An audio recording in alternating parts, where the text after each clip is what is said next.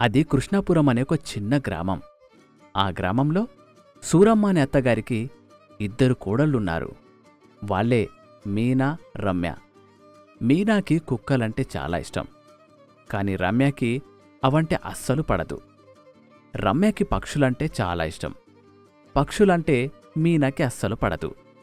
అయినా వాళ్ల ఇంట్లో అవి రెండూ ఉంటాయి. ఎందుకంటే మీనా చార్లీ అనే కుక్కని పెంచుతూ ఉంటుంది. రమ్య సితార అనే చిలుకను పెంచుతూ ఉంటుంది. చార్లీ, సితార ఇద్దరూ మంచి స్నేహితులుగానే ఉంటారు. కాని గొడవంతా రమ్య, మీనాల మధ్య జరుగుతూ ఉంటుంది. వీళ్ల గొడవ ఎలా మొదలయ్యి ఎలా ఆగుతుందో కథలోకి వెళ్ళి చూద్దాం. ఒకరోజు ఉదయాన్నే చార్లీతో సితార వాళ్ళు ఆడుకుంటూ ఉంటారు.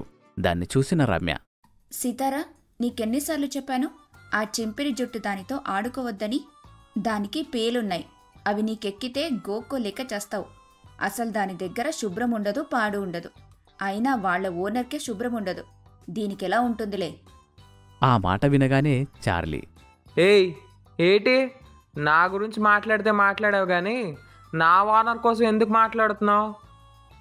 అయినా తను నాకు ఓనర్ ఏం కాదు, మా అక్క కోసం ఎప్పుడు అలా మాట్లాడమాక అని బౌ అంటూ అరుస్తుంది. చూసావా పిచ్చి పట్టిన కుక్కలాగా ఎలా అరుస్తుందో? ఛీ, దాని దగ్గరికి వస్తే చాలా కంపు కొడుతూ ఉంటుంది.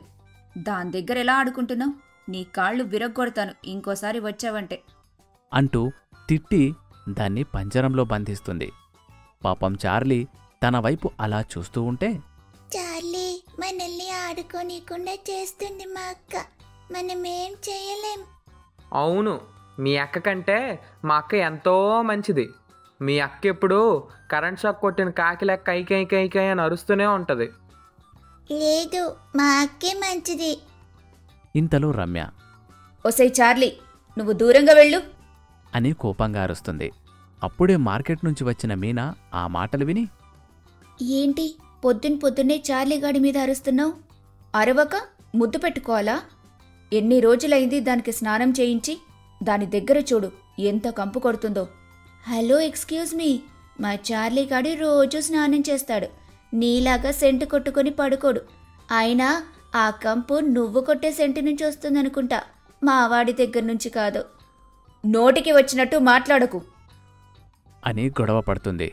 మీనా కూడా తగ్గేది లేనట్టుగా మాట్లాడుతూనే ఉంటుంది. వాళ్ళ గొడవలు చూసిన సూరమ్మ, ఒసై మీకు దండం పెడతానే, కొంచెం ఒక్కరోజైనా ప్రశాంతంగా ఉండండి. అవి రెండు బాగానే ఉన్నాయి కదా, మీకేం పోయే కాలం వచ్చింది?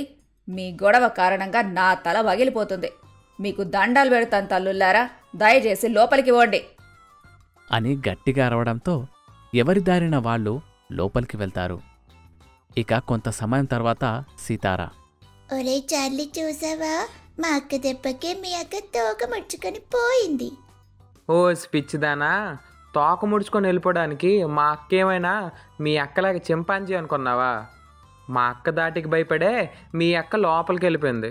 సరేలే, వాళ్ళ గురించి మనకెందుకు. నాకు ఎప్పటి నుంచో ఒక అనుమానం. మనిద్దరం బాగుంటే వీళ్ళిద్దరికి ఏమైందో అర్థమే కాదు. నాకు అదే అర్థం కావట్లే. మీ అక్కే ప్రతిసారి నాకు తిట్టుకుని ఉంటుంది, మెంటల మొఖం వేసుకొని. ఏం తక్కువ కాదు, ఏం చేయకపోయినా నన్ను తిడుతూ ఉంటుంది. ఉలే, మీ అక్కని నేను ఒక్క మాటైనా అన్నానా? నన్ను ఎన్ని తిట్టిందే. మా అక్క నిన్ను ఒక్క మాటైనా అన్నదా? అది మా మేనక్కంటే అని అంటుందో లేదో ఇంతలో మీనా కోపంగా చిలక కొట్టిన జామపండు తీసుకొచ్చి, ఒసే సీతారా, పండ్లన్నీ తీసుకొచ్చి నా రూంలో పడేశావంటే నీ ఓనర్ రూంలో పడేయొచ్చు కదా. ఎక్కడ చూసినా దోసకాయలు, టమాటాలు, జామకాయలు, ఆపిల్ ఇవే కనబడుతున్నాయి. ఒకచోట కూర్చొని తినలేవా? ఆ మాట వినగానే చార్లీ మీనా వైపు చూస్తాడు. అదిగో మొదలు పెట్టింది విను అని అంటూ ఉండగా రమ్య అక్కడికి వచ్చి, ఏంటి తెగ రంకెలు వేస్తున్నావు గంగిరెద్దులాగా? అయినా సంక్రాంతి పండుగ వెళ్ళిపోయి చాలా రోజులవుతుంది కదా. గంగిరెద్దుల్ని ఇంకా రోడ్డు మీద ఎలా తిప్పుతున్నారో అర్థం కావటం లేదు. మూతి పళ్ళు రాలకొడతాను గంగిరెద్దు గింగిరెద్దు అన్నావంటే. అసలు నీ సీతారా ఏం చేస్తుందో చూస్తున్నావా? దాన్ని నువ్వేమో స్వేచ్ఛగా వదిలిపెడతావు, అదేమో నా రూమ్ మొత్తం చెండాలంగా చేస్తుంది. ఇదిగో సగం కొట్టేసిన పండ్లన్నీ నా రూంలో వేస్తుంది. తప్పేముంది? చిలక్కొట్టిన జామపండు చాలా బాగుంటుంది. అయినా మా సీతార ఏ పండు కొట్టించినా అది రుచిగానే ఉంటుంది. చిలక్కొట్టిన పండ్లు ఎవరైనా తినడానికి ఇష్టపడతారు. కుక్క నాకిన వాటిని ఎవ్వరు తినరు. అది మీ వాడి వాల్యూ. నోరు మూసుకొనుండు. మా వాడి దొంగలు వస్తే కాపలా ఉంటాడు. ఎవరికి? దొంగలకే కాపలా ఉంటాడా? దొంగలకి కాదే, ఇంటికి కాపలా ఉంటాడని చెబుతున్నా. ముందు తెలుగు సరిగ్గా మాట్లాడడం నేర్చుకో, ఆ తర్వాత మాట్లాడు. ఓరి భగవంతుడా, వీళ్ళు మళ్ళీ మొదలుపెట్టారు. అమ్మా తల్లులారా, మీరు వెళ్ళండమ్మా. మీ గోల నేను తట్టుకోలేకపోతున్నాను. దయచేసి వెళ్ళండి అంటూ మళ్ళీ బ్రతిమలాడి వాళ్ళని పక్కకు పంపిస్తుంది. వామ్మో, వీళ్ళ గొడవేంటో నాకు అస్సలు అర్థం కాదు. ఒకరికొకరంటే అస్సలు పడదు. చెప్పాలంటే ఇదంతా మన వల్లే వాళ్ళిద్దరికీ ఒకలంటే ఒకరికి పడదు. అయినా మనమేం చేస్తాంలే, మూసుకొని కూర్చోవడం తప్ప ఇంకా ఏమీ చేయలేం అని వాళ్ళిద్దరూ మాట్లాడుకుంటూ ఉంటారు. అదిగో ఇదిగో అనేటప్పటికీ సాయంత్రం సమయం అవుతుంది. మీనా మేడ మీద బట్టలు తీసుకొద్దామని పైకి వెళ్తుంది. తన బట్టలు తీస్తూ ఉండగా తన చీర మీద రెట్ట కనబడుతుంది. దాన్ని చూసి మీనా చాలా కోపంగా రమ్య దగ్గరికి వెళ్ళి, చూడు సీతార ఏం చేసిందో. రెట్ట వేసింది. బయటికి వదిలినప్పుడు అది ఏం చేస్తుందో కూడా చూడాలి. అవునా? అయితే చార్లీ పొద్దున అత్తగారి చీర మీద టాయిలెట్ పోసింది. ఈ విషయం నేను వెళ్ళి అత్తగారికి చెప్పానా? లేదు కదా. ఇప్పుడు ఆ విషయం చెబితే చార్లీ అసలు ఇంట్లో ఉంటుందా? ఆ మాటకి మీనా ఏం మాట్లాడకుండా అక్కడ్నుంచి వెళ్ళిపోతుంది. రమ్య నవ్వుకుంటూ ఉంటుంది. చార్లీ దాన్ని చూసి, వసే మైదాపిండి మొకందానా, నేనెప్పుడే వచ్చిపోసాను. ఛీ, ఈ అక్క కూడా అన్ను అది ఏటి చెప్తే అది నమ్మేసింది. నన్ను ఇప్పుడు వచ్చి కొడతదేమో. అయ్యో, ఏ దేవుడు కాపాడుతాడు నన్ను ఈరోజు అని అనుకుంటూ ఉండగా సీతార, ఒరే చార్లీ, నువ్వేలనుకుంటే మరి నేనేమనుకోవాలి? ఆ రెట్ట వేసింది నేను కాదు. ఆకాశంలో ఎగిరే ఏ పక్షి వేసిందో ఏమో, నేను వేశానని చెబుతుంది మీ అక్క. అయ్యో అవునా, సారీ సీతారా. మా అక్క బదులు నేను నీకు సారీ అడుగుతున్నానే. మా అక్క బదులు నేను క్షమాపణ కోరుకుంటున్నాను అంటూ ఒకరికి బదులు ఒకరు క్షమాపణ కోరుకుంటూ ఉంటారు. ఆ రోజు సాయంత్రం వినయ్ ఆఫీసు నుంచి రాగానే చార్లీ ఎంతో ప్రేమగా వినయ్ దగ్గరికి వెళ్తాడు. సీతార కూడా వినయ్ మీద వాలి ఆడుకుంటూ ఉంటుంది. దాన్ని చూసి సూరమ్మ, వాడి ఇంటికొస్తే వాళ్ళిద్దరూ ఎంత సంతోషపడతారు. మీ ఇద్దరు ఇంటికొస్తే వాళ్ళిద్దరూ అంత భయపడతారు అనుకుంటూ ఉంటుంది. ఇంతలో రమ్య భర్త రవి కూడా వస్తాడు. ఇక రవిని చూసి అవి రెండు కూడా చాలా ఆనందపడుతూ ఉంటాయి.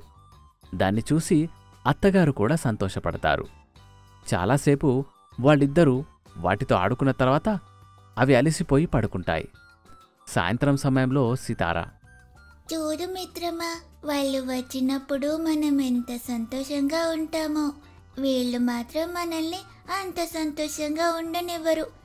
ఎప్పుడూ వీళ్ళ గొడవలతోనే మనల్ని సతమతం చేస్తూ ఉంటారు.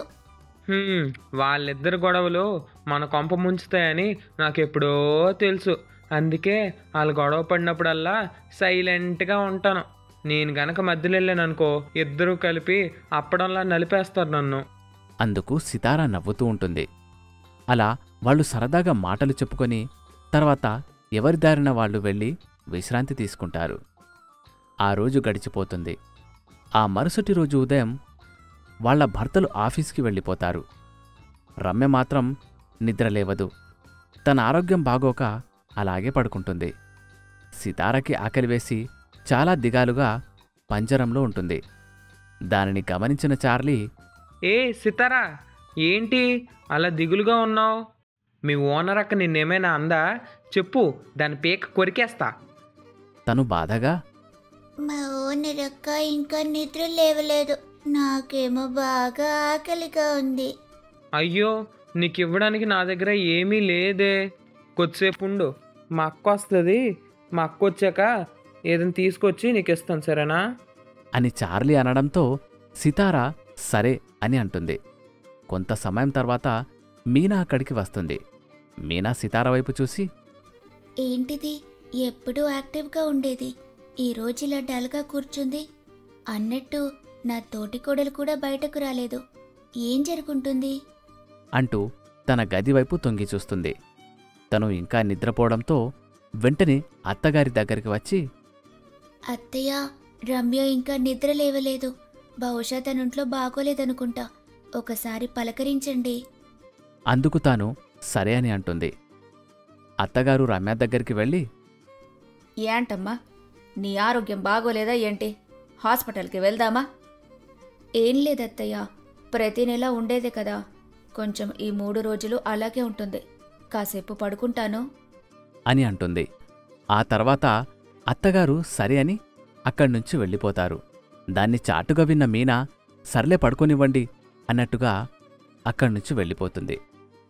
చాలా సమయం తర్వాత రమ్య సితారకి ఆహారం తీసుకొద్దామని పళ్ళు తీసుకొస్తూ ఉండగా ఇంతలో మీనా సితారకి పండ్లిస్తుంది. దానిని చూసిన రమ్య చాలా కోపంగా, ఏం పెడుతున్నావు దానికి? విషం పెట్టి చంపాలని చూస్తున్నావా? దానిమీద కోపముంటే అది మాటల్లేంది. అదేం చేసింది? నా మీద చూపించు నీ కోపం, అంతేకాని నోరు లేని వాటి మీద ఇలా ప్రయోగాలు చెయ్యొద్దు అని ఆ పండ్లను దూరంగా విసిరికొడుతుంది. దాన్ని చూసి మీనా, నీకేమన్నా మతిపోయిందా? అలా మాట్లాడుతున్నావు. నేను దాన్ని ఎందుకు చంపాలని అనుకుంటాను? నువ్వేదో ఊహించుకొని ఏదో మాట్లాడొద్దు. నీ సంగతి నాకు బాగా తెలుసు. సీతారకేమన్నైతే చార్లీ బ్రతకదు చెబుతున్నా. మా అక్కేం అలాంటిది కాదు. అయినా ప్రతిదానికి మా అక్క పైన ఎందుకు అలా పడతావు? ప్రతిదానికి నేనొకడు దొరికాను నీకు. నా జోలికి రా చెప్తాను. కిందేసి కుమ్మేస్తా బిడ్డా అంటూ పెద్ద పెద్దగా అరుస్తూ ఉంటాడు చార్లీ. ఇక తోటికోడళ్ళిద్దరి మధ్య ఆ విషయంలో పెద్ద గొడవ జరుగుతూ ఉంటుంది. రమ్య అన్న మాటలకు మీనా ఏడుస్తూ ఉంటుంది. అత్తగారు దానిని గమనించి, ఏమైంది మీకు? మళ్ళీ మొదలుపెట్టారు? అత్తయ్య, పాపం సీతార ఆకలిగా ఉందని నేను దానికి పళ్ళు తీసుకొచ్చిస్తే విషం పెడుతున్నానని అంటుంది రమ్య. తను చేసేది అలాంటి పనులే కాబట్టి అలా అంటున్నాను అంటూ మళ్ళీ గొడవ పడుతుంది. అప్పుడు అత్తగారు, అబ్బబ్బా, ఆపండి ఇంకా. ఈ 2 ఇంట్లో ఉండడం వల్లేగా ఈ గొడవలన్నీ అవుతున్నాయి. అసలు వాటిని దూరంగా వదిలిపెట్టొస్తాను. అప్పుడు ఏం చేస్తారో చూస్తా. చార్లీని వదిలిపెడితే దరిద్రం వదిలిపోతుంది. ఇప్పుడు అదేం చేసిందని అలా అంటున్నావు? ముందు సరిగ్గా మాట్లాడడం నేర్చుకో అని అక్కడ్నుంచి కోపంగా వెళ్ళిపోతుంది. వసే చింపిరి మొకందానా, ముందు తిన్నగా మాట్లాడడం నేర్చుకోయే.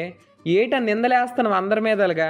చిచ్చి, నీ మొహం నేను చూడను అని తిట్టుకుంటూ వెళ్ళిపోతుంది చార్లీ. ఇక ఆ రోజు గడిచిపోతుంది.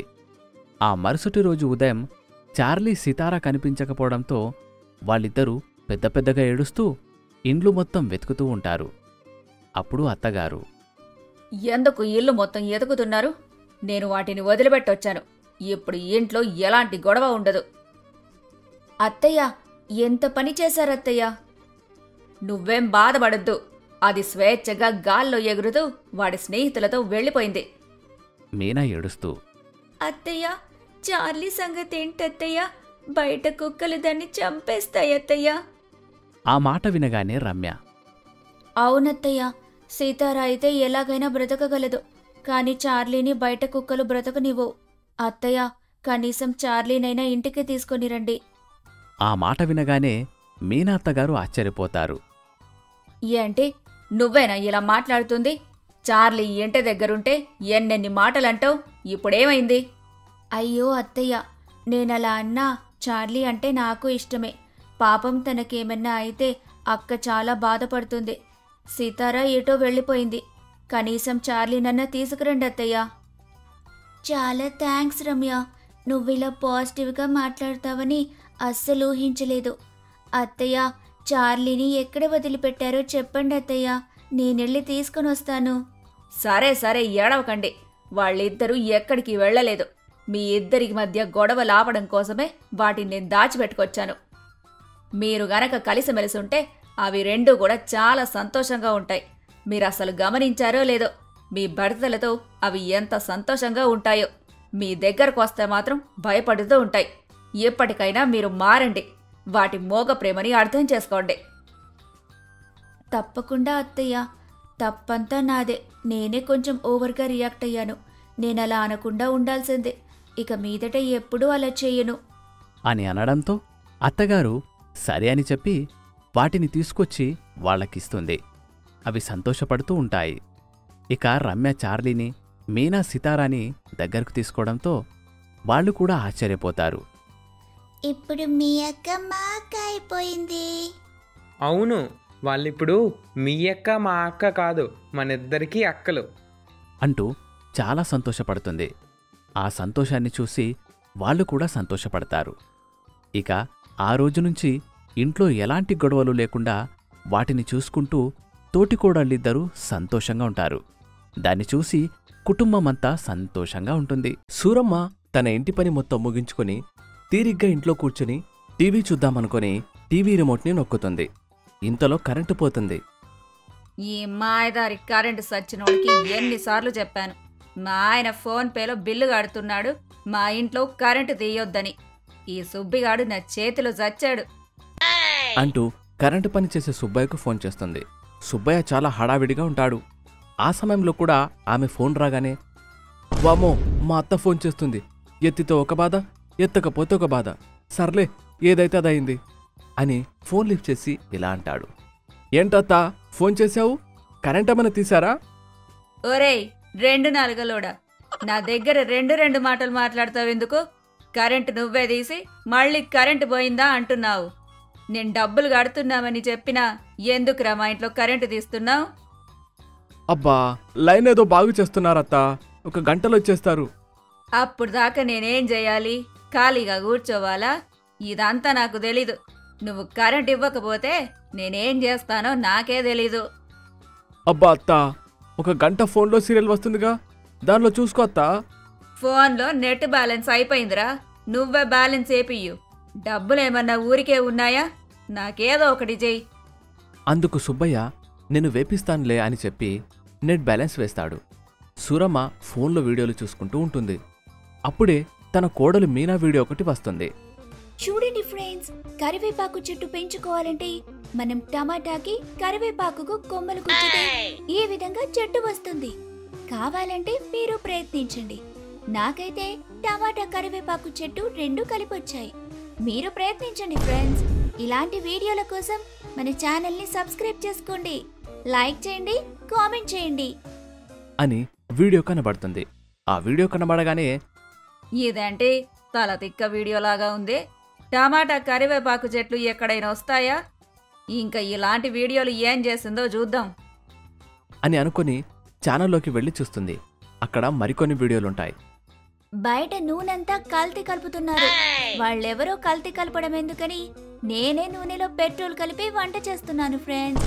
ఇలాంటి గొప్ప తెలివైన వీడియోల కోసం మన ఛానల్ని సబ్స్క్రైబ్ చేసుకోండి, అలానే లైక్ చేయండి, షేర్ కూడా చేయండి. ఆ వీడియో చూసిన సూరమ్మ, ఓసేయ్ ఏంటి ఆ వీడియోలో పెట్రోల్ పోసి కింద డిప్పంటిచ్చావు? ఈ పాటికి ఇల్లు ఎగిరిపోయి ఉంటుంది అని చాలా కంగారుగా వాళ్ళ అబ్బాయి వినోద్కి ఫోన్ చేస్తుంది. అమ్మా ఏంటమ్మా చెప్పమ్మా. ఒరేయ్ నువ్వంతా బాగానే ఉన్నావు గదా? నీ పెళ్ళ మీద వింత వీడియోలు చేస్తుంది, అందుకే భయపడి నీకు ఫోన్ చేశాను. ఆ పెట్రోల్ వీడియో నువ్వు కూడా చూసావా అమ్మా? అది చూసి నాకు చాలామంది ఫోన్ చేశారు. ఉన్నావా పోయావా అని. అది వ్యూస్ కోసం చేస్తుందో లేకపోతే మెంటలెక్కి చేస్తుందో అర్థం కావడం లేదు. ప్రమాదకరమైన పనులైతే ఏమీ చేయలేదు అలా ఊరికే చెప్పి ఫోన్ కట్ చేసి అవన్నీ కూడా బయటపడేసి శుభ్రం చేసుకుంటుంది. ఎలా వేగుతున్నావో ఏమో, నేనొస్తానాగు, దాని పని చెప్తాను. వినోద్ రమ్మని సమాధానం చెప్తాడు. ఇక మరుసటి రోజు ఆమె రైలు ప్రయాణమై వినోద్ ఇంటికి చేరుకుంటుంది. ఆమె అక్కడికి వెళ్లే సమయానికి కోడలు వినోద్తో, ఏవండి, కూరలో కేజీ కారం, కేజీ ఉప్పు వేశాను, ఇంకా వేయమంటారా? అది సరిపోతుందా? అది చాలదే, ఇంకో 10 కేజీలు వేసి అదిగో మా అమ్మ వచ్చిందిగా, మా అమ్మకు పెట్టు. ఆ మాటకి సూరమ్మ చాలా కంగారు పడుతుంది. ఆమె ఏదో చెప్పబోతుండగా, అత్తయ్య సమయానికొచ్చారత్తయ్య, కూరలో చక్కెర ఎంత వేయమంటారు? ఆ మాటకి సూరమ్మ చాలా కోపంగా, ఓసై నీ పాడెగట్ట, ఎందుకే ఇలా తయారయ్యావు? కేజీల కేజీల ఉప్పు, కేజీల కేజీల కారం ఎవడన్నా వంటలో వేస్తాడే? పైగా పంచదార ఎంత వేయాలని అడుగుతున్నావా? కొంచెమైనా బుద్ధుందటే నీకు? ఆ మాటలకు మీనా ఏడుస్తూ, ఎందుకత్తయ్య నన్ను తిడుతున్నారు? మా పుట్టింటి వాళ్ళిచ్చిన కారం అది. చాలా చవకగా ఉప్పు దొరుకుతుంది. అందుకే కేజీలు కేజీలు వేసి వండుతున్నాను. నేనేదో తప్పు చేసినట్టు మాట్లాడుతున్నారు. అని ఏడుస్తూ లోపలికి వెళ్తుంది. ఒరేయ్, ఎలా వేగుతున్నావురా దీంతో? కాసేపు ఇక్కడ ఉంటేనే నా తల బద్దలైపోతుంది. ఎన్ని రోజులు దీంతో కాపురం ఎలా చేస్తున్నావురా సామే? నా బాధ నీకిప్పుడు అర్థమైందమ్మా. కొన్ని రోజులు ఇక్కడే ఉండు, ఇంకా అర్థమవుతుంది. అమ్మో, నేనొక్క క్షణం కూడా ఇక్కడ ఉండలేను. వెళ్ళిపోతా నేను. ఆ మాటలకి వినోద్ అమ్మను ఉండాల్సిందే అంటూ పట్టుపట్టి కూర్చోవడంతో ఆమె సరే అని అక్కడే ఉంటుంది. ఇక సూరమ్మ వంట చేస్తుంది. వినోద్ దాన్ని తిని చాలా సంతోషంగా ఆఫీస్కి వెళ్ళిపోతాడు. ఇంట్లో అత్తా కోడలు ఇద్దరూ ఉంటారు. కోడలు ఇంకా ఏడుస్తుందేమో అని చూడ్డానికి అత్తగారు తన గదికి వెళ్తారు. కోడలు ఫోన్ పట్టుకొని వీడియోలు చేస్తూ ఉంటుంది. హాయ్ ఫ్రెండ్స్, ఈరోజు మా గయ్యాలత్త ఇంటికొచ్చింది. ఆమెను ఎలా అయినా ఇంట్లో నుంచి బయటకు పంపించడం కోసం కేజీ కేజీల ఉప్పు, కేజీ కేజీల కారం, కేజీ కేజీల పంచదార కలిపి ఒక వంట తయారు చేశాను. ఆమె దాన్ని తిని నేనిక్కడ ఉండను బాబోయ్ అని ఇంటికి పరిగెత్తింది. ఇలాగే మీ అత్తగారు మీ ఇంటికి వచ్చారంటే వాళ్ళని పంపించడానికి ఇలాంటి ట్రిక్ని యూజ్ చేయండి. ఇలాంటి మంచి మంచి వీడియోల కోసం మన ఛానల్ని సబ్స్క్రైబ్ చేయండి. అలానే లైక్ చేయండి, షేర్ చేయండి. ఆ మాట వినగానే అత్తగారు ఆశ్చర్యపోతారు. ఓసి నీ దుంపదేగా, అసలు నువ్వు ఎప్పుడు ఎలా ఉంటున్నావో అర్థం కావట్లేదు కదే దేవుడా అనుకొని అక్కడి నుంచి వెళ్ళిపోతుంది సూరమ్మ. ఇక ఇంట్లో పనులన్నీ కూడా సూరమ్మ చేస్తూ ఉంటుంది. దానంతటి వీడియో చేస్తూ, ఇంటి పనులు మీకు ఎక్కువగా ఉన్నాయా? పని మనిషి సరిగ్గా రావడం లేదా? పని మనిషికి ఎక్కువ జీతం ఇవ్వటం వల్ల మీ డబ్బులు ఖర్చవుతున్నాయా? అయితే మీరు కూడా ఇలా చేయండి. మీ అత్తగారిని ఇంటికి పిలిచి మీకు ఏ తలనొప్పో, వాంతులో లేక ఇంకేదో అని చెప్పి రెస్ట్ తీసుకోండి. ఇక పనులు మొత్తం అత్తగారే చేస్తూ ఉంటారు. మనకి కూడా శ్రమ తగ్గుతుంది, డబ్బులు మిగులుతాయి. ఇలాంటి ఇన్ఫర్మేషన్ వీడియోస్ కోసం మన ఛానల్ని సబ్స్క్రైబ్ చేయండి. అలానే లైక్ చేయండి, షేర్ చేయండి, కామెంట్ చేయడం మాత్రం అస్సలు మర్చిపోకండి. ఓసే దొంగ మొహందానా, నా చేత పనులు చేపిస్తా ఇలా వీడియోలు చేస్తున్నావా? నీ పని తొందరలోనే చెప్తాను అని అనుకుంటుంది. ఆ రోజు గడిచిపోతుంది. రోజులు గడుస్తూ ఉన్నాయి. ఇంట్లో అత్తగారు మొత్తం పనులు చేస్తుంటే మీనా వీడియోలు తీస్తూ యూట్యూబ్లో, ఫేస్బుక్లో, ఇన్స్టాగ్రామ్లో అప్లోడ్ చేస్తూ ఉంటుంది. ఒకరోజు మీనా తీరిగ్గా కూర్చొని లైవ్ వీడియో పెడుతుంది. అందులో చాలామంది చాలా ప్రశ్నలు అడుగుతూ ఉంటారు. ఒక ఆమె ఇలా అడుగుతుంది. అక్క, నువ్వు చెప్పినట్టుగానే నేను మా అత్తగారికి ఉప్పు కారం వేసి భోజనం పెట్టాను. ఆమె దాన్ని తిని టపా కట్టింది. పోలీసులు నన్ను అరెస్ట్ చేస్తారనే భయంతో నీ అడ్రస్, నీ పేరు చెప్పి నువ్వే చేయించావని చెప్పాను. వాళ్ళెవరన్నా వస్తే నువ్వే చూసుకోవాలి మరి. ఆ కామెంట్ చూడగానే వామ్మో, ఏంటండి మీరు మాట్లాడేది? నేనేదో సరదాగా చెప్తే నిజంగానే పాటించారా? దయచేసి అలా చేయకండి. నాకు పోలీసులన్నా, జైలన్నా చాలా భయం. అదంతా మాకు తెలీదక్క. మీరు చెప్పారు, మేము పాటించామంతే. ఈ పాటికే పోలీసులు మీ ఇంటికి వచ్చి ఉంటారు.